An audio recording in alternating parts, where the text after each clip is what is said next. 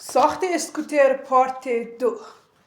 بریم که با هم جوشکاری و اینا رو انجام بدیم و دیگه کارا نهاییش. من کیفمو برداشتم با وسایل و الانم بریم واسه مهدی آباد. ماشاءالله تنوع مرغا، ماشاءالله مرغ اینجا زیاده، ماشاءالله. حاجی من اومدم آخر وادم اینجا جوشکاریه. حالت من اینجا من میخوام برم یک دیگه جوشکاری.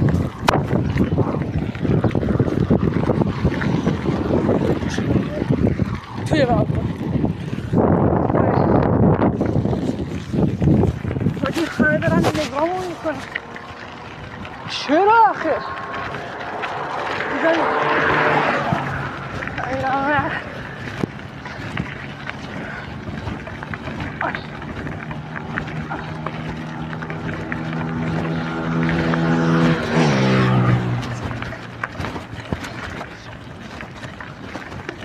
من تنه 20 خونه خالمه برم بردارم. اگر جوشکاری باز بود تنه 20 رو بریم دارم. اگر هم بسته بود این کیف هم میذارم. بچه ها ما اومدیم مهدی آباد و اومدیم خونه خالم و بعد از اینو میبینید که برداشتیمش و ببریمش سمت جوشکاری. این پسر خاله من است، خیلی منگول همه انگول.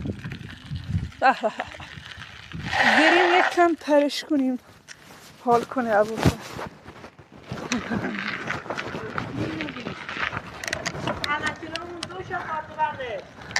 دو شاخی بینه که بود دارم گردم میارم. نه نه نه نه نه نه نه نه نه نه مور بینم.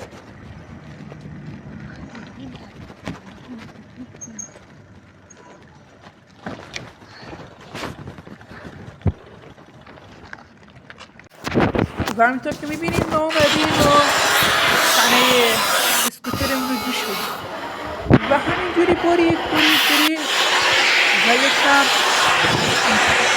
و یکم درخت گذاشت روشو و تا این جای کار شده این جای کار و دیگه الان 3 قسمت رشت ورق پیش بدیم فقط که بره کنار کیست چشم نریزه. بچه ها الان شبه. من پس این مهدی آباد بودم و یکم هم با این دوچرخه سواری کردیم و اینم از این تنه اسکوتر ما. البته نگاه به اینجوریش نکنین، هنوز قرار خفن تر بشه. این از این اینم از دستای گیرسمالیمون و این که بچه ها مرسی که تا آخر ویدیو اومدین و اینکه لایک و فالو یادتون نره تا پارت بعد. خدا نگهدار.